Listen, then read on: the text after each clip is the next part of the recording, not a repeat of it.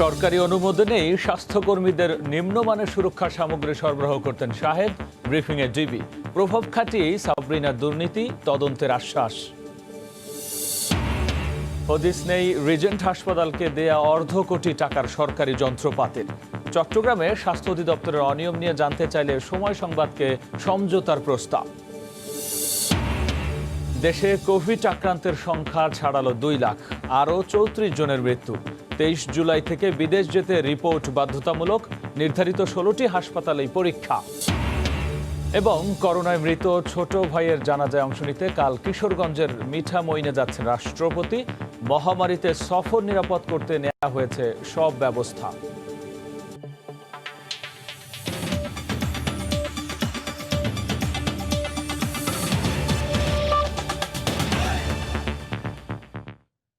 সময় সংবাদের সঙ্গে আছি আমি গোলাম রাব্বি। সরকারি অনুমোদন নিয়েই নিচু মানের কোভিড সুরক্ষা সামগ্রী সরবরাহ করতেন শাহেদ। ঝুঁকিতে ফেলেছেন চিকিৎসকদের। তাকে জিজ্ঞাসাবাদের তথ্য নিয়ে ব্রিফিংয়ে কথা জানায় ডিবি। চিকিৎসক হিসেবে প্রভাব খাটিয়ে সাবরিনা দুর্নীতি করতেন বলেও জানানো হয়। তাদের সহযোগিতাকারীদেরও আইনের আওতায় আনার হুঁশিয়ারি দেওয়া হয় ব্রিফিংয়ে। প্রতিদিনই বেরিয়ে আসছে রিজেন্ট গ্রুপের চেয়ারম্যান শাহেদের প্রতারণার নতুন নতুন তথ্য, যা দেখে বিস্মিত খোদ তদন্তকারী কর্মকর্তারাই। শাহেদের 10 দিনের রিমান্ডের দ্বিতীয় দিনের সংবাদ সম্মেলনে গোয়েন্দা পুলিশের পক্ষ থেকে জানানো হয়, শুধু স্বাস্থ্য খাতে দুর্নীতি নয়, চিকিৎসকদের জন্য নিম্নমানের কোভিড সুরক্ষা সামগ্রী সরবরাহেরও প্রমাণ পেয়েছেন তারা। স্বাস্থ্য খাতে না, আরও অন্যান্য খাতেও, যেমন ওই প্রোটেক্টিভ গিয়ার, পিপি এই সমস্ত বিষয়ে প্রতারণা করেছে। তারপরে শিক্ষাক্ষেত্রেও তার কিছু প্রতারণার তথ্য পাচ্ছি। আলবার্ট গ্লোবাল ফ্যাক্টরিজ এই নামে উনি গার্মেন্টস ফ্যাক্টরির অস্তিত্ব দেখিয়েছেন, যেটার আসলে বাস্তবে কোনো অস্তিত্ব নাই। সরকারিভাবে বাংলাদেশের বিভিন্ন হাসপাতালে যে সমস্ত প্রোটেক্টিভ গিয়ার বিতরণ করা হতো, এর একটা বিশাল অংশ তার এই ভুয়া ফ্যাক্টরির নামে উনি বিতরণ করেছেন। এগুলি মানসম্মত না হওয়ার ফলে প্রাথমিক পর্যায়ে স্বাস্থ্যকর্মী যারা আক্রান্ত হয়েছে এই বলেও হয়তো পড়ে থাকতে পারে। JKG chairman doctor Sabrina Arif চৌধুরীর দ্বিতীয় দফার রিমান্ডের প্রথম দিনে জিজ্ঞাসাবাদের বিষয়ে পুলিশ জানায়, চিকিৎসক হিসেবে প্রভাব খাটিয়ে দুর্নীতি করতেন তিনি। সাবরিনা ডাক্তার হিসেবে তার যে পেজ ভ্যালু, স্বাস্থ্য অধিদপ্তরের সহ বিভিন্ন জায়গায় তার যে পরিচিতি, সেই পরিচিতি থেকে সে ক্যাপিটালাইজ করেছে এবং করে বিভিন্ন প্রতারণার আশ্রয় নিয়েছে।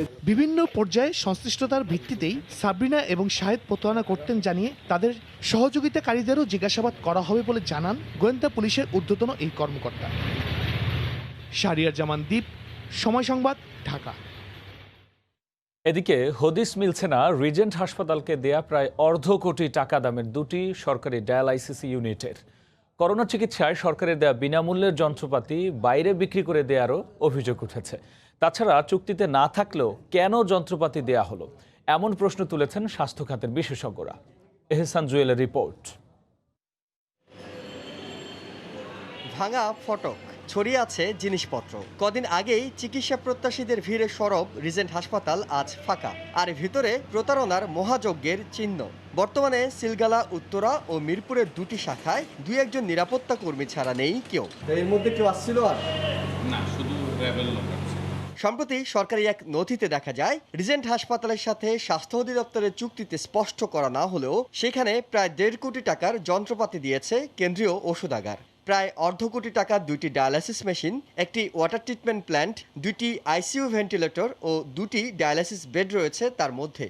হাসপাতাল বন্ধ ঘোষণার পর যন্ত্রপাতিগুলো ফেরত চায় তারা। স্বাস্থ্য মন্ত্রণালয়ে দেয়া এই চিঠির অনুলিপি দেওয়া হয়েছে প্রধানমন্ত্রীর কার্যালয় এবং স্বাস্থ্য অধিদপ্তরেও। প্রশ্ন উঠেছে বেসরকারি হাসপাতালে সরকারি যন্ত্রপাতি দেওয়ার যৌক্তিকতা নিয়ে। একটা প্রাইভেট ফ্যাসিলিটিতে সরকারি যন্ত্রপাতি সরকারি ডাক্তার নিয়ে চালাবে, এরকম তো হতে পারে না। এটা হলে তো আমার সরকারি হাসপাতালগুলোতেই অনেক জায়গা আছে যেখানে এইসব বড় বড় যন্ত্রপাতি দিয়ে হাসপাতালকে ডেভেলপ করা সম্ভব। এখান থেকে কিছু দেওয়া হয়নি, এখন যদি মন্ত্রণালয় থেকে কিছু দিয়ে থাকে সেটা হলো যে মন্ত্রণালয়ের বিষয়।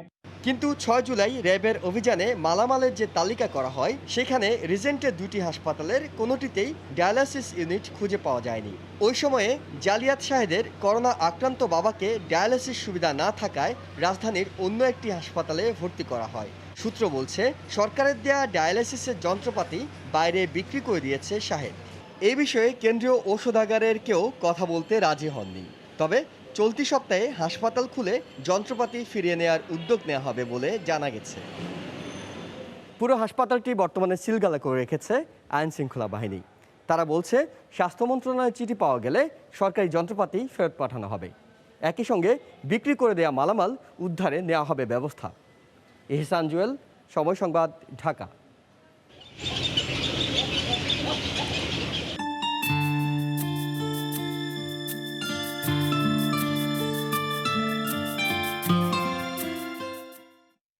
শত শত পাখির কোলাহলের নীড়।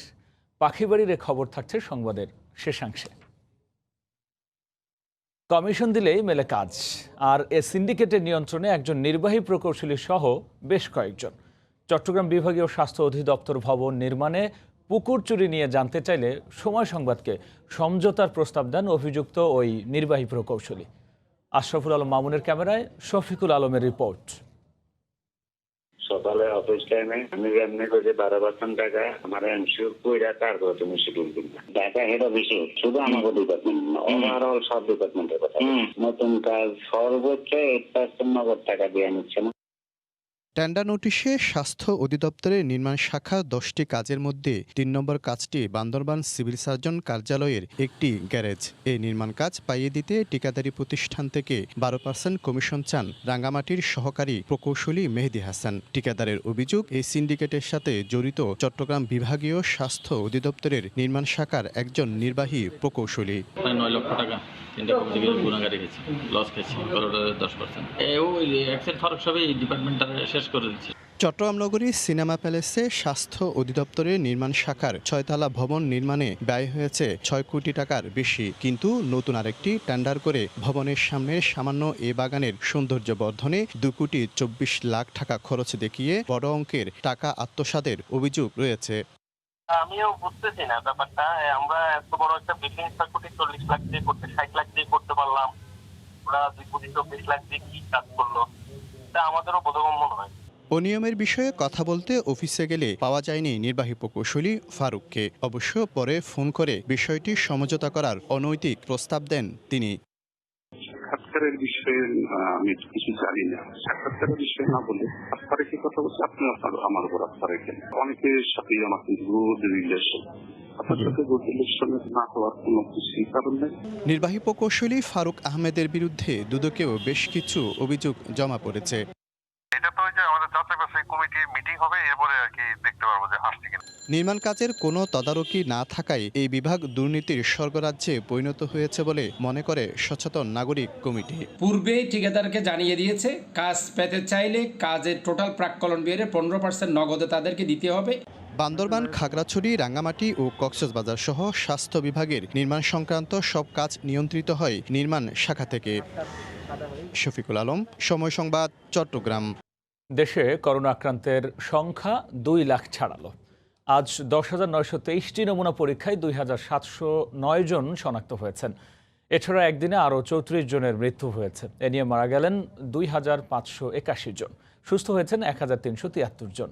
স্বাস্থ্য অধিদপ্তরের নিয়মিত বুলেটিনে তথ্য জানানো হয়। স্বাস্থ্য অধিদপ্তরের বুলেটিনের তথ্য অনুযায়ী দেশের করোনার জন্য নির্ধারিত হাসপাতালগুলোতে মোট শয্যা সংখ্যা 14,720টি, এর মধ্যে 10,533টি শয্যায় খালি রয়েছে। একই সঙ্গে সারা দেশে মোট 379টি আইসিইউর মধ্যে 163টি খালি রয়েছে। প্রতিদিন আক্রান্তের সংখ্যা বাড়লেও আইসিইউ এবং শয্যা খালি থাকার বিষয়ে ব্যাখ্যা দেওয়া হলো বুলেটিনে। যেহেতু মৃদু উপসর্গের লোক বেশি, সেজন্যই হয়তো হাসপাতালের শয্যাগুলি খালি আছে এবং তারা বাসা থেকেই চিকিৎসা নিচ্ছেন এবং আমাদের টেলিমেডিসিন, শক্তিশালী টেলিমেডিসিন যে সেবা প্রদান, সেটা অব্যাহত আছে। দেশের মোট জনসংখ্যার মধ্যে 10 লক্ষে শনাক্তের হার 1,239.32%, মৃত্যুর হার 15.83% এবং সুস্থতার হার 675.26%। শতকরা 80% মানুষের নতুন করে আরো 34 জন সহ মোট মৃতের সংখ্যা দাঁড়ালো 2,581 জনে। 132 দিনে মোট আক্রান্তের সংখ্যা 2 লক্ষ ছাড়িয়ে দাঁড়ালো 2,02,066 জনে। 24 ঘন্টায় মৃত্যুবরণ করেছেন 34 জন। এ পর্যন্ত মৃত্যুবরণ করেছেন 2,581 জন। সুস্থ থাকতে ভিটামিন সি এবং জিঙ্ক জাতীয় খাবার গ্রহণের পরামর্শ দেওয়া হয় বুলেটিনে। খাদ্য তালিকার মধ্যে থাকতে হবে এবং তরিকুল ইসলাম সৌরভ, সময় সংবাদ, ঢাকা। করোনা সবশেষ পরিস্থিতি নিয়ে স্বাস্থ্য অধিদপ্তরের বুলেটিন বিশ্লেষণ করেছেন রিপোর্টার আজহার লিমন। বিশ্ব স্বাস্থ্য সংস্থার মতে প্রতি 10 থেকে 30 জন রোগীকে পরীক্ষা করে যদি একজন রোগী শনাক্ত হয় তাহলে ধরে নেওয়া হয় টেস্টের সংখ্যা সন্তোষজনক। বাংলাদেশে 10 লাখ টেস্ট করে 2 লাখের বেশি রোগী পাওয়া গেছে এবং প্রতি 5 জনে একজন রোগী শনাক্ত হচ্ছে।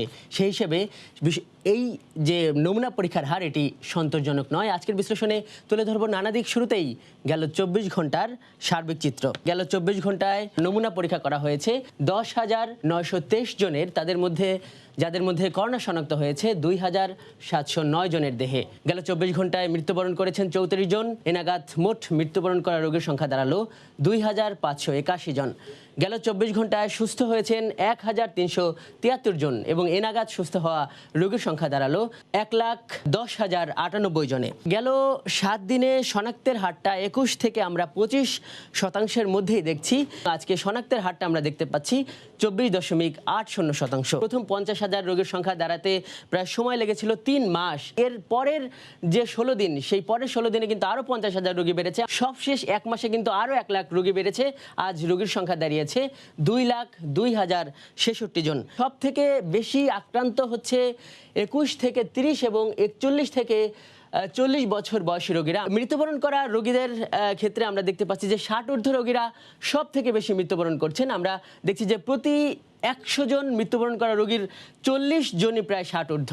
এবং আক্রান্তের দিক থেকে কিন্তু আবার যারা বয়সে প্রবীণ তাদের আক্রান্তের হারটা কম, 7%। তো বাংলাদেশে করোনা আক্রান্ত প্রতি 1000 রোগীর মধ্যে মৃত্যুবরণ করছেন 12 জনের মতো এবং বিশ্বের প্রায় 215 দেশ এবং অঞ্চলের মধ্যে আক্রান্ত দেশ হিসাবে বাংলাদেশের অবস্থান 17তম। এই ছিল আজকের বিশ্লেষণে। সরকারি সিদ্ধান্তের পরিপ্রেক্ষিতে 23 জুলাই থেকে আকাশপথে বিদেশগামী যাত্রীদের কোভিড সনদ বাধ্যতামূলক করা হয়েছে। 16টি সরকারি হাসপাতাল এবং প্রতিষ্ঠান থেকে নিতে হবে এ সনদ। প্রেস বিজ্ঞপ্তিতে বিষয়টি নিশ্চিত করেছে বিমান বাংলাদেশ এয়ারলাইন্স। বিজ্ঞপ্তিতে বিমান বাংলাদেশ এয়ারলাইন্সের যাত্রীদের সরকার ঘোষিত কোভিড-19 পরীক্ষা সংক্রান্ত কিছু নির্দেশ দেওয়া হয়। এর মধ্যে যাত্রার 72 ঘন্টা আগে কোনো নমুনা সংগ্রহ করা হবে না এবং যাত্রার 24 ঘন্টা আগে রিপোর্ট ডেলিভারি গ্রহণের ব্যবস্থা করতে হবে। নমুনা প্রদানের সময় পাসপোর্ট সহ যাত্রীদের বিমান টিকিট ও পাসপোর্ট উপস্থাপন এবং নির্ধারিত ফি পরিশোধ করতে হবে।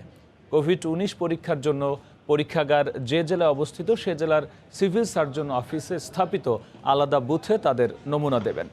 নমুনা দেওয়ার পর থেকে যাত্রার সময় পর্যন্ত সংশ্লিষ্ট ব্যক্তিকে আইসোলেশনে থাকতে হবে। যাত্রীদের কোভিড-19 পরীক্ষার সনদের জন্য ল্যাবে গিয়ে নমুনা প্রদানের ক্ষেত্রে 3,500 টাকা এবং বাড়ি থেকে নমুনা সংগ্রহে 4,500 টাকা ফি প্রদান করতে হবে। এর আগে আন্তঃমন্ত্রণালয় সভায় বিদেশগামীদের কোভিড সনদ বাধ্যতামূলক করার সিদ্ধান্ত হলেও কোনো প্রজ্ঞাপন জারি করা হয়নি। সময় সংবাদে আরও থাকছে। পদ্মার প্রবল স্রোতে শিমুলিয়া কাঁঠালবাড়ি নৌ রুটে 43 ঘন্টা বন্ধ থাকায় সীমিত পরিসরে চলছে ফেরি। পারাপারের অপেক্ষায় হাজারো যানবাহন, ভোগান্তি চরমে।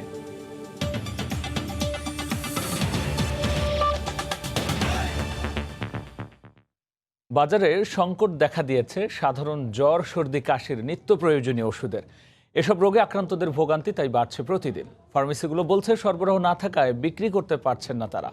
ঔষধ শিল্প সমিতি বলছে কোভিডের প্রাথমিক চিকিৎসায় এসব ওষুধের ব্যবহার বেড়ে গেলেও সরবরাহে কোনো ঘাটতি নেই। তবে চিকিৎসকরা বলছেন নিত্য প্রয়োজনীয় সাধারণ ওষুধের সংকট যুক্তিহীন, অধিক মুনাফার লোভে কৃত্রিম সংকট সৃষ্টি করা হয়েছে। নাজমুস সালেহীর রিপোর্ট। হঠাৎ করে জ্বর, সর্দি, কাশি কিংবা গলা ব্যথার মতো সাধারণ নিত্য প্রয়োজনীয় ওষুধের সংকট দেখা দিয়েছে বাজারে। এসব রোগের চিকিৎসায় ব্যবহৃত নাপা, ফেক্সো, এইস, কেভি কিংবা রেক্সের মতো ঔষধের সংকট দেখা দিয়েছে। দোকানের পর দোকান ঘুরে কাঙ্ক্ষিত ওষুধ না পেয়ে দুর্ভোগে সাধারণ মানুষ। 4-5টা দোকানেই নাপা, প্যারাসিটামল এবং ফেক্সোফেনাডিন এই গ্রুপের ওষুধ খুঁজছি, সবাই বলতেছে নাই। 5-6টা দোকান খুঁজছি, একটা পাইছিলাম এক পাতা, একবার নিয়ে গেছি, পরে আর পাইলাম না। ফার্মেসি মালিকরা বলছেন করোনা প্রাদুর্ভাবের শুরু থেকে চাহিদার তুলনায় সরবরাহের ঘাটতি থাকায় বেড়েছে সংকট। নাপা এক্সটেন্ড সাপ্লাই নাই, নাপা সাপ্লাই নাই। ফেকজো গত 2 মাস ধরে আমরা কাস্টমারদেরকে দিতে পারতেছি না। কাস্টমার চাহিদা বেশি, যার কারণে কোম্পানি দিতে পারতেছে না। পুরো প্যারাসিটামল গ্রুপ নাপা এক্সটেন্ড এসব দিচ্ছে না কোম্পানি। ঔষধ শিল্প সমিতির দাবি স্বাভাবিক আছে সরবরাহ, বরং মানুষ আতঙ্কিত হয়ে নিত্যপণ্যের মতো এসব ওষুধও মজুত করছেন, ফলে বেড়েছে সংকট। ওষুধের কোনো অভাব নেই, আমরা সাপ্লাই দিতে পারছি। হয়তো 10 বাক্স একটা দোকানের চাহিদা ছিল, 10 বাক্স দিচ্ছে, হয়তো এইটা 7 দিন যেত, অত দেখা গেল যে 10 বাক্স 2 জন লোক এসে কিনে নিয়ে গেল। আর কোভিড চিকিৎসকরা বলছেন অধিক মুনাফার লোভে কৃত্রিম সংকট তৈরি করা হয়েছে। সবগুলো ওষুধ কোম্পানি এটা তৈরি করে, আমার মনে হয় না এটার কোনো যৌক্তিকতা আছে। আমার মনে হয় এর পিছনে বাজার নিয়ন্ত্রণে কোনো সমস্যা আছে কিনা, ওষুধ কোম্পানিগুলোর প্রয়োজন উদ্যোগের কোনো অভাব আছে কিনা সেই বিষয়টি দেখা দরকার। ওষুধের প্রাপ্যতা নিশ্চিত করতে ঔষধ প্রশাসন অধিদপ্তরকে আরও কার্যকর ভূমিকা পালনের তাগিদ সাধারণ মানুষের। নাজমুস সালেহী, সময় সংবাদ, ঢাকা। এদিকে পুরান ঢাকার বাবুবাজারে আলী মিয়া চেয়ারম্যান মেডিসিন মার্কেটে অভিযান চালিয়ে প্রচুর অনুমোদনহীন ও মেয়াদোত্তীর্ণ ওষুধ জব্দ করা হয়েছে। এ সময় অবৈধ ওষুধ রাখার দায়ে একজনকে 2 বছরের বিনাশ্রম কারাদণ্ড এবং 5টি প্রতিষ্ঠানকে 7 লাখ টাকা জরিমানা করা হয়। রাজধানীর বাবুবাজার এলাকার দেওয়ান সাহেব লেনের আলিমিয়া চেয়ারম্যান মেডিসিন মার্কেটের দোকানে দোকানে রাখা বিভিন্ন নামি দামি কোম্পানির মেয়াদোত্তীর্ণ ও ভেজাল ওষুধ, এমনকি 2 বছর আগে উৎপাদন বন্ধ করে দেয়া ওষুধও বিক্রি হচ্ছিল সেখানে। গোপন সংবাদের ভিত্তিতে শনিবার দুপুর থেকে নির্বাহী ম্যাজিস্ট্রেট পলাশ কুমার বসুর নেতৃত্বে অভিযান চালিয়ে অনুমোদনহীন ও মেয়াদোত্তীর্ণ ওষুধ জব্দ করেন ভ্রাম্যমাণ আদালত। প্রতিষ্ঠানের পক্ষ থেকে না বুঝেই এমন ওষুধ রাখার কথা জানান বিভিন্ন দোকানের কর্মচারীরা। পুরান মাল নিয়ে রয়ে গেছে, ওনারা ডিএ নম্বর দেন, এরা ওনার হেলথ কেয়ার ইনপুট করে। আমরা জানি অনুমোদন আছে, এখন স্যার বলছে যে এটার অনুমোদন নাই, তাহলে এটা এর বাইরে তো আমরা জানি না স্যার। তবে ওষুধ প্রশাসন অধিদপ্তরের সহকারী পরিচালক বলেন, এরা এমন ওষুধ বাজারে এনেছে যেগুলোর উৎপাদনই বন্ধ। নিষিদ্ধ বেশ কিছু ওষুধ পাইছি, মোপ পাইছি, সেক্লো পাইছি, এগুলো ওষুধগুলো আমরা পাইছি। ওষুধ ফার্মেসি যখন আপনি ব্যবসা করবেন, একজন ফার্মাসিস্ট থাকে, সে সবসময় সচেতন হইবে যে ওষুধ কোম্পানি থেকে ওষুধ কিনবে, সে ইনভয়েস নিয়ে কিনবে। অনুমোদনহীন নকল ভেজাল ওষুধ রাখার দায়ে একজনের কারাদণ্ড, একটি প্রতিষ্ঠান সিলগালা ও 5টি প্রতিষ্ঠানকে 7 লাখ টাকা জরিমানা করার কথা জানান ম্যাজিস্ট্রেট। 5টি প্রতিষ্ঠানকে সর্বোচ্চ 7 লক্ষ টাকা জরিমানা করা হয়েছে এবং আরেকটি প্রতিষ্ঠান যেটা মিজান মেডিকেল হল, যেখানে আমরা একটা ভেজাল অনুমোদনের নকল ওষুধের গোডাউন পেয়েছি। জানুর রহমানকে কিন্তু 2 বছর বিনাশ্রম কারাদণ্ড প্রদান করা হয়েছে। জীবন রক্ষাকারী এসব ওষুধের নকল ভেজাল ঠেকাতে ভ্রাম্যমাণ আদালতের অভিযান অব্যাহত রাখার কথাও বলেন তিনি। প্রসূন আশিস, সময় সংবাদ, ঢাকা। বেসরকারি তথ্য অনুযায়ী শুধু রাজধানীতে কাজ করেন 13 লাখ গৃহকর্মী, যাদের বেশিরভাগই অস্থায়ী। করোনায় তারাই কাজ হারিয়েছেন, অনেকে বেতনও পাননি, টিকতে না পেরে নগর ছেড়েছেন অনেকেই। অন্যদিকে গৃহকর্মী ছাড়া ভোগান্তিতে নাগরিকরাও। শাতিলা শারমিনের রিপোর্ট, ক্যামেরায় ছিলেন সালাউদ্দিন লিয়া। ভোরের আলো ফুটতে রাজধানীর কলাবাগানের গলিতে দেখা মেলে সোমেদার। ব্যস্ততা কর্মক্ষেত্রে পৌঁছানোর। গত 24 বছর ধরে এই উপার্জনে চলছে গ্রামের সংসার। পোলাক বড় করছি, মাইয়াক বড় করছি, 4 মাসের মধ্যে একটা টাকাও আর দেয়নি। সব হিসেব নিকেশ উল্টোপাল্টা করে দেয়া করোনায় বিনা নোটিশে বন্ধ হয়েছে সব কাজ। যেখানে 5টি বাসায় কাজ ছিল, সেখানে 1 বা 2টি করে শুরু হলেও ধোঁয়াশা বেতন নিয়ে। বর্তমান একটা কাজ করতেছি, অনেক চলা বিপদ হয়ে গেছে। 2000 ট্রেনিং কমতেছে, বেতন পাইনি, 10 তারিখ গাইলে বোঝা যাবে কি বেতন পাইমো কি না। এই কষ্টে আসি। ধন্যবাদ। মেগা সিটিগুলোতে বেশিরভাগ গৃহকর্মী কাজ করেন ছুটাবুয়া হিসেবে। করোনার লকডাউনের সময় খড়গ নেমেছে এই প্রান্তিক নারীদের উপার্জনে। নগরে টিকে থাকার শেষ সম্বলটুকু শেষ হয়েছে গত 4 মাসে। বাঁচার একমাত্র উপায় সরকারি সাহায্য অনেকের কাছে পৌঁছেনি। এদিকে গৃহকর্মীদের কাজের উপর যারা নির্ভরশীল, তারাও আছেন ভোগান্তিতে। যারা ঘরে বসে অফিস করছেন, তারা সংক্রমণের ভয়ে রাখতে পারছেন না সাহায্যকারী। মার্চের মাঝামাঝি তখন থেকে আমরা তাদেরকে না করে দিয়েছি। ব্যাচেলর মানুষ, আমাদেরও সীমিত ইনকাম, কাজ না করে কতদিন টাকা দিয়ে রাখতে পারবো, এটাও একটা বিষয়। বিশেষজ্ঞদের মতে প্রান্তিক পর্যায়ে নারীদের টিকে থাকার লড়াইয়ে করোনার এই প্রভাব হবে সুদূর প্রসারী। যে নারী এখন পরিশ্রমী, মাথা উঁচু করে উপার্জনক্ষম হবার চেষ্টা করছিলেন, ভাই, স্বামী বা বাপের বাড়ির উপর নির্ভর করার যে পূর্ব অবস্থা, সেখানে তিনি ফিরে যেতে বাধ্য হচ্ছেন, অনেক ক্ষেত্রে ফিরে যাচ্ছেন। সীমাবদ্ধতা স্বীকার করে নিয়ে স্থানীয় সরকার মন্ত্রী জানান, সর্বোচ্চ চেষ্টা করা হবে গৃহকর্মীদের সাহায্যের। সবগুলাকে আমলে নেওয়া আছে, হয়তোবা সব করতে গিয়ে আমরা সবার মন সন্তুষ্ট করতে নাও পারতে পারি, এটা সারা পৃথিবী কেউ পারে নাই। উপার্জনক্ষম নারীদের পাশে দাঁড়াক রাষ্ট্রসহ সমাজের সামর্থ্যবানেরা। শাতিলা শারমিন, সময় সংবাদ, ঢাকা। রাষ্ট্রপতির ছোট ভাই আব্দুল হাইয়ের জানাজা রোববার নিজ জেলা কিশোরগঞ্জে অনুষ্ঠিত হবে। জানাজায় অংশ নিতে মিঠামইনে যাবেন রাষ্ট্রপতি আব্দুল হামিদ। বৃহস্পতিবার দিবাগত রাতে করোনায় আক্রান্ত হয়ে মারা যান রাষ্ট্রপতির একান্ত সহকারী সচিবের পদে থাকা আব্দুল হাই। বঙ্গভবন জানিয়েছে, মহামারীতে রাষ্ট্রপতির এই সফর নিরাপদ করতে ব্যবস্থা নেওয়া হয়েছে। গেল বছরের অক্টোবরে নিজ এলাকা মিঠামইনে গিয়েছিলেন রাষ্ট্রপতি মোহাম্মদ আব্দুল হামিদ। সেবার উন্নয়ন কর্মকাণ্ড তদারকির পাশাপাশি হাওর অঞ্চল চষে বেড়ান। 9 মাস পর রোববার আবার যাবেন জন্মস্থানে। তবে এবার স্নেহের ছোট ভাইয়ের মরদেহের ভার তাঁর কাঁধে। ডেপুটি স্পিকার ও স্পিকার থাকা অবস্থায় প্রথমবারের মতো ছোট ভাই মুক্তিযোদ্ধা আব্দুল হাইকে নিজের একান্ত সচিব পদে নিয়োগ দেন আব্দুল হামিদ। 1953 সালে জন্ম নেয়া নিভৃতচারী আব্দুল হাই প্রথম জীবনে শিক্ষকতা করলেও পরবর্তীতে সংসদ সচিবালয়ে জনসংযোগ বিভাগের গুরুত্বপূর্ণ দায়িত্ব সামলেছেন দক্ষতার সাথে। 16 জুলাই রাতে করোনা আক্রান্ত হয়ে সিএমএইচে মারা যান মিঠামইনের এই কৃতি সন্তান। ছোট ভাইয়ের জানাজায় অংশ নিতে রাষ্ট্রপতি রোববার দুপুরে আকাশপথে কিশোরগঞ্জে যাবেন বলে জানিয়েছে বঙ্গভবন। হেলিকপ্টারে করে 12টার দিক থেকে এখান থেকে রওনা করবে, একটা মিঠামইনে পৌঁছবে। মিঠামইনে পৌঁছে পর ওইখানে 2:30টার দিকে জানাজা হবে, মুক্তিযোদ্ধা হিসেবে গার্ড অফ অনার হবে, তারপরে মুক্তিযোদ্ধা এবং সবার শ্রদ্ধা নিবেদন হবে। মিঠামইনের কামালপুর গ্রামে পারিবারিক কবরস্থানে বাবা মায়ের পাশেই রাষ্ট্রীয় মর্যাদায় শায়িত হবেন আব্দুল হাই। দেবাশিস রায়, সময় সংবাদ, ঢাকা। পদ্মার প্রবল স্রোতে শিমুলিয়া কাঁঠালবাড়ি নৌরুটে 43 ঘন্টা বন্ধ থাকার পর সীমিত পরিসরে চলছে ফেরি। পারাপারের অপেক্ষায় রয়েছে পণ্যবাহী ট্রাকসহ সহস্রাধিক যানবাহন। মুন্সিগঞ্জের শিমুলিয়া ঘাট কর্তৃপক্ষ জানায়, পদ্মায় প্রবল স্রোতে দুর্ঘটনা এড়াতে বৃহস্পতিবার রাত 8টা থেকে শিমুলিয়া কাঁঠালবাড়ি নৌরুট ফেরি চলাচল বন্ধ করে দেওয়া হয়। শুক্রবার সীমিত আকারে ফেরি চালু করার চেষ্টা করেও ব্যর্থ হয় কর্তৃপক্ষ। এই অবস্থায় দীর্ঘ 43 ঘন্টা বন্ধ থাকার পর শনিবার বিকেলে সীমিত পরিসরে চালু করা হয় ফেরি পারাপার। তবে তীব্র স্রোতের কারণে ব্যাহত হচ্ছে ফেরি চলাচল। দীর্ঘ সময় পারাপার বন্ধ থাকায় ঘাট এলাকায় আটকে আছে সহস্রাধিক যানবাহন। এতে চরম ভোগান্তিতে পড়েছেন পরিবহন শ্রমিক ও যাত্রীরা। ফেরি চলে না, তাই আমরা সবাই দুর্ভোগে এখানে 6 ঘন্টা ঘুরাইয়া তারপরে ফেরিতে আমাকে নামাই দেওয়া হয়েছে। সব দুর্ভোগে সব লক হয়ে রয়েছে, সব বন্ধ হয়ে রয়েছে। অনেক কষ্ট করতেছি আমরা, এখানে আরো পরিবারের সহ ঢাকা থেকে ডিআইডব্লিউটিসি এবং ডিআইডব্লিউটি এর উদ্যোতন কর্মকর্তাগণ সার্ভে করেছেন। বীরশ্রেষ্ঠ জাহাঙ্গীর শিমুলিয়া থেকে এবং শাহ মখদুম কাঁঠালবাড়ি থেকে আমরা ছেড়েছি। এই মুহূর্তে শিমুলিয়া ঘাট এলাকা আছেন সহকর্মী নাসিরউদ্দিন উজ্জ্বল। সরাসরি চলে যাচ্ছে তার কাছে। উজ্জ্বল, মুন্সিগঞ্জের শিমুলিয়া ঘাটে এখন কিন্তু মানুষের বিড়ম্বনা মধ্যেও কিছুটা স্বস্তি আছে যে দীর্ঘ 43 ঘন্টা পরে কিন্তু এখানে পরীক্ষামূলকভাবে সীমিত আকারে ফেরি চলাচল শুরু হয়েছে এবং ইতিমধ্যেই কিন্তু পরীক্ষামূলক যে ফেরিটি কাঁঠালবাড়ি থেকে ছেড়েছে সেটি কিন্তু শাহ মখদুম এখানে এসে পৌঁছে গেছে এবং এখান থেকে যে বীরশ্রেষ্ঠ জাহাঙ্গীর রওনা হয়েছিল সেটা কিন্তু পৌঁছে গেছে। এরপরে কিন্তু আরো কয়েকটি ফেরি ছেড়ে গেছে।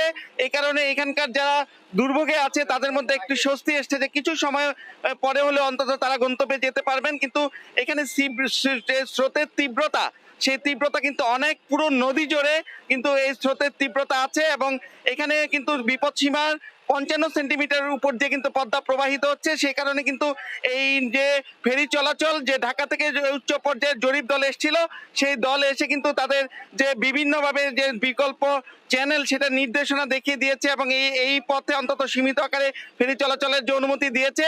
এরপর থেকে কিন্তু ফেরি চলাচল শুরু হলেও এখানকার যে দুর্ভোগে কয়েকদিন ধরে কিন্তু এখানকার মানুষ, ট্রাকে যারা এসছেন, ড্রাইভার এবং বিভিন্ন যানবাহনের লোকজন অপেক্ষা করছেন এবং দিনের পর দিন তাদের যে দীর্ঘ 2 দিন ধরে এখানে দীর্ঘ অপেক্ষা, এই অপেক্ষার যে কষ্ট সেটি কিন্তু আমাদেরকে বলছিলেন।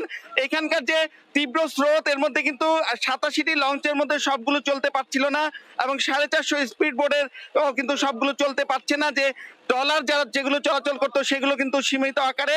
সবকিছু মিলিয়ে যে শিমুলিয়া কাঁঠালবাড়ি নৌ রোড এখানে কিন্তু একটা ব্যাহত অবস্থা চলছে এবং পদ্মার যে তীব্র স্রোত এবং নদীর যে তীব্রতা, এই কারণে কিন্তু আশেপাশের এই এলাকাগুলোতে কিন্তু নদী ভাঙন এবং এখানকার যে মানুষের দুর্ভোগ, বানভাসী মানুষের যে কষ্ট সেগুলো আছে।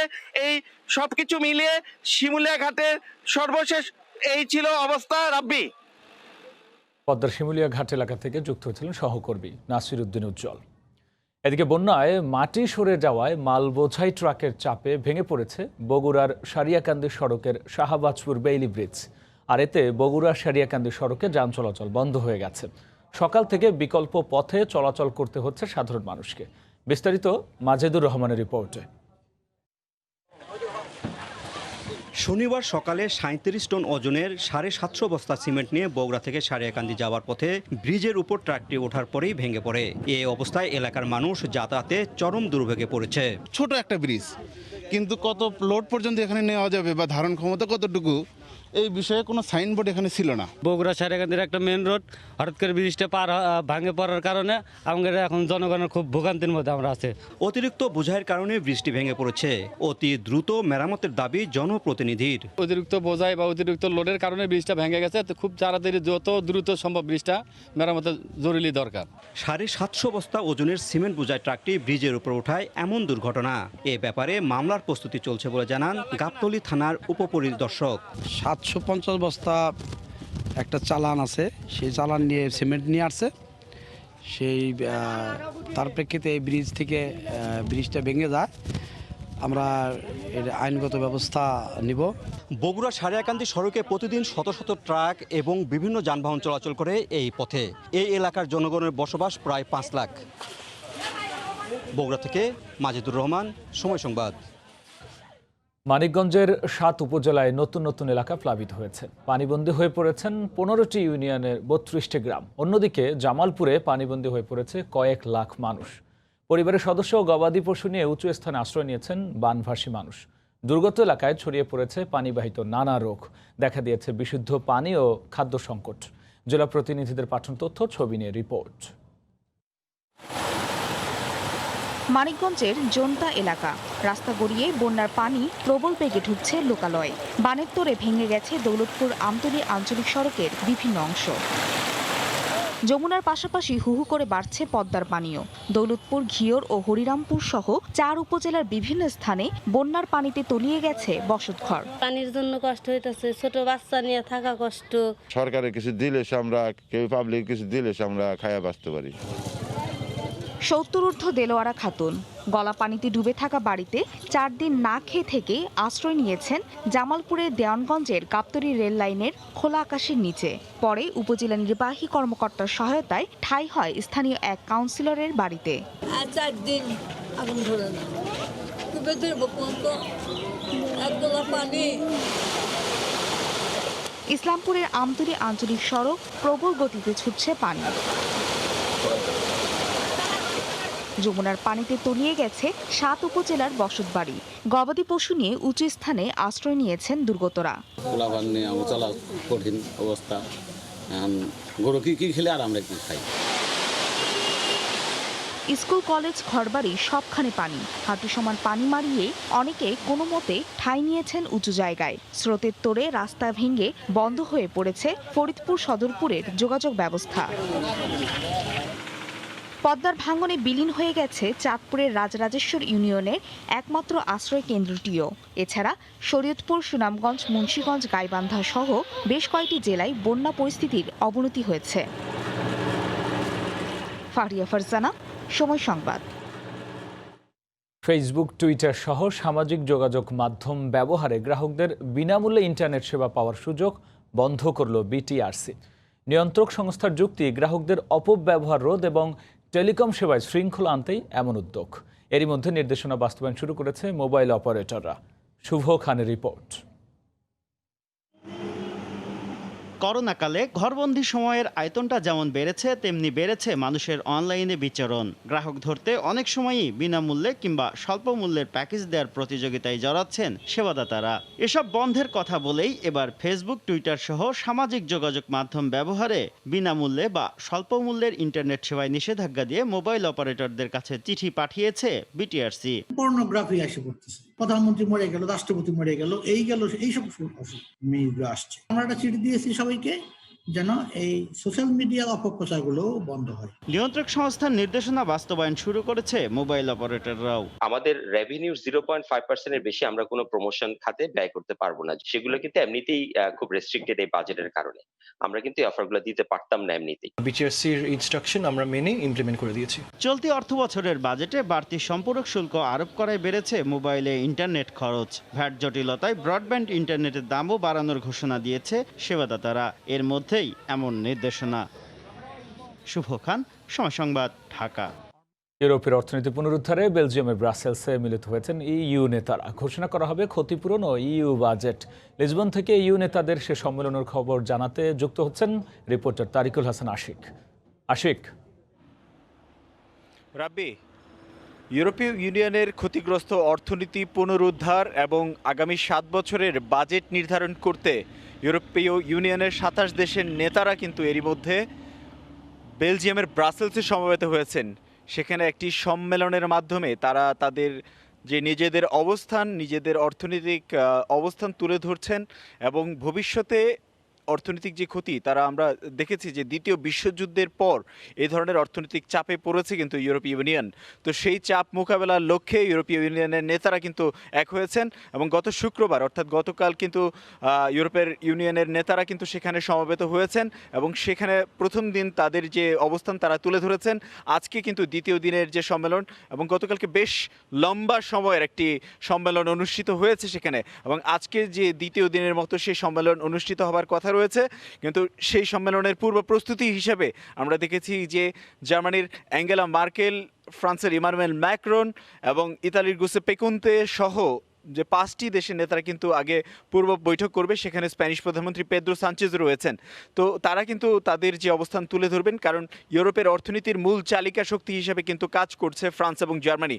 তো এই দেশগুলি কিন্তু আমরা জানি যে ইউরোপের মধ্যে সবচেয়ে বেশি ক্ষতিগ্রস্ত হয়েছে ইতালি, ফ্রান্স এবং স্পেন।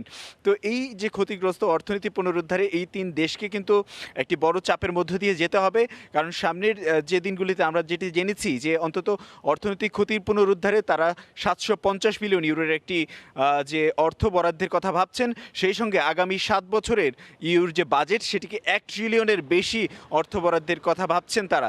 তো আমরা পর্তুগালের প্রধানমন্ত্রী কেউ দেখেছি, পর্তুগালের প্রধানমন্ত্রী কিন্তু এরই মধ্যে গতকালকে সেই সম্মেলনে যোগ দিয়েছেন এবং সেখানে আমরা তাদেরকে তাদের যে অর্থনৈতিক ক্ষতি, আমরা জানি যে পর্তুগাল যেহেতু পর্যটন নির্ভর অর্থনীতির দেশ, তারাও কিন্তু বেশ ক্ষতিগ্রস্ত হয়েছে। তো এই ক্ষতিগ্রস্ত অর্থনীতি পুনরুদ্ধারে তারা তাদের নিজেদের যে অবস্থান, নিজেদের পদক্ষেপ কিন্তু এর মধ্যে তুলে ধরেছেন এবং সামনের দিনগুলিতে তাদের যে কার্যাবলী সেই বিষয়গুলি নিয়েও কিন্তু আলোচনা করছেন। এবং ইউরোপের 27 দেশের নেতারাই কিন্তু যার যার অবস্থান থেকে তাদের পরিকল্পনার কথা তুলে ধরেছেন এবং অর্থনীতি কিন্তু এরই মধ্যে স্বাভাবিক জীবনে ফিরতে শুরু করেছে ইউরোপ, এবং তাদের যে বিষয়টি রয়েছে তারা স্বাস্থ্যবিধি মেনে, তাদের সব নিয়মকানুনগুলি মেনে তারা কিন্তু তাদের অর্থনীতি পুনরুদ্ধারে নেমেছে। তো আসলে রাব্বি, এই ছিল ইউরোপীয় ইউনিয়নের নেতাদের যে সম্মেলন বা বৈঠক সেটির সবশেষ খবর পর্তুগাল থেকে। রাব্বি, ইউ নেতাদের সম্মেলনের খবর নিয়ে যুক্ত হয়েছিলেন সহকর্মী তারিকুল হাসান আশিক। সিলেট শহরের কাছেই শত শত পাখির কিচিরমিচির শব্দে সারাদিন মেতে আছে পাখি বাড়ি। পাখি প্রেমিক নুরুদ্দিন নামের এক ব্যক্তি 2000 সালের দিকে শিকারীদের কাছ থেকে পাখি কিনে নিজ বাড়িতে এনে ছেড়ে দিতেন। সেই থেকে 20 বছর ধরে পাখিদের অভয়ারণ্যে পরিণত হয়েছে ওই বাড়িটি। দিনে দিনে পাখির আনাগোনা বাড়ছেই। ইকরামুল কবিরের রিপোর্ট, ছবি তুলেছেন নওশাদ আহমেদ চৌধুরী। যেদিকে চোখ যায় পাখি আর পাখি, যেন পাখিদেরই বাড়ি। সাদা বকে ছেয়ে আছে গাছের ডালপালা, উড়ে যায় উড়ে আসে। লাল বক, কানি বক, পানকৌড়ি, বাবুই ঘর বেঁধেছে এই পাখি বাড়িতে। 2000 সালের দিকে পাখি প্রেমিক নুরুদ্দিন স্থানীয় বাজার থেকে পাখি কিনে এনে বাড়িতে ছেড়ে দিতেন। সেই থেকেই হয়ে যায় নুরুদ্দিনের পাখি বাড়ি। নুরুদ্দিন নেই, তার 3 ছেলে লন্ডনে, আরেক ছেলে দেশে থেকে দেখাশোনা করছেন প্রাকৃতিকভাবে গড়ে ওঠা পাখিদের অভয়ারণ্য বাসাটি। কিছু পাখি থাকতো উড়িয়া যেত গে, কিছুদিন পরে আইয়া তারা আস্তে আস্তে এখানে একটা আশ্রয় পাইয়া তারা এখানে বাসা বানাইয়া তারা এখানে প্রজনন করে লাইলায় আস্তে আস্তে এই পাখিটা বৃদ্ধি পাইছে। বকের খাবার মাছ, তাই বাড়িতে 2টি পুকুরে মাছ চাষ করা হয়। 3 একর জমির মাঝে দোতলা বাড়ি, চারপাশে বৃক্ষগুলো লাগানো হয়েছে পাখিদের জন্য। পাখি দেখতে আসা পর্যটকদের বাড়তি আনন্দ দিতে বাড়ির আঙ্গিনায় হরিণ, বানর সহ অন্যান্য পশু পাখি পালন করছেন পাখিপ্রেমী এমদাদ। করোনার কারণে বাড়িতে পর্যটক প্রবেশে নিষেধাজ্ঞা থাকলেও মাঝে মধ্যে চলে আসেন দর্শনার্থীরা। পাখি দেখতে এসে আমাদের অনেক ভালো লাগছে, অনেক আনন্দ লাগছে। শত শত পাখি নিরাপদ জেনেই এই বাড়িটাই বেছে নিয়েছে, আর তাদের নিরাপত্তায় সার্বক্ষণিক পাহারায় থাকেন বাড়ির লোকজন। ডাইনবাবু থেকে অনেক মানুষ আছে, মারতে পারে না, আমরা বাধা দেই। আমি মনে করি রাত্রি ডিউটি করি। আমার এলাকার যারা লোক আছে তারা ওইখানে সবে সহযোগিতা করে, কেউ যে পাখি ডিস্টার্ব না করতে পারে বললে আমরা মসজিদও পঞ্চায়েত থেকে খোয়া হয়েছে যে এখানে কোনো জো করা হইতো না। সিলেট ভোলাগঞ্জ সড়কের 13 কিলোমিটারে সিলেট সদর উপজেলার সালিয়ায় এই পাখি বাড়ির নাম নূর আনোয়ার বাগ। ইকরামুল কবির, সময় সংবাদ, সিলেট। এ পর্যায়ে শীর্ষ সংবাদ জানিয়ে দিচ্ছে আরও একবার। সরকারি অনুমোদনে স্বাস্থ্যকর্মীদের নিম্নমানের সুরক্ষা সামগ্রী সরবরাহ করতেন শাহেদ। প্রভাব খাটিয়ে সাবরিনার দুর্নীতি, ব্রিফিংয়ে ডিবি তদন্তের আশ্বাস। হদিস নেই রিজেন্ট হাসপাতালকে দেয়া $1.5 কোটি টাকার সরকারি যন্ত্রপাতির। চট্টগ্রামে স্বাস্থ্য অধিদপ্তরের অনিয়ম নিয়ে জানতে চাইলে সময় সংবাদকে সমঝোতার প্রস্তাব। দেশে কোভিড আক্রান্তের সংখ্যা ছাড়ালো 2 লাখ, আরও 34 জনের মৃত্যু। 23 জুলাই থেকে বিদেশ থেকে রিপোর্ট বাধ্যতামূলক, নির্ধারিত 16টি হাসপাতালে পরীক্ষা। এবং করোনায় মৃত ছোট ভাইয়ের জানাজায় অংশ নিতে কাল কিশোরগঞ্জের মিঠামইনে যাচ্ছেন রাষ্ট্রপতি। মহামারীতে সফর নিরাপদ করতে নেওয়া হয়েছে সব ব্যবস্থা।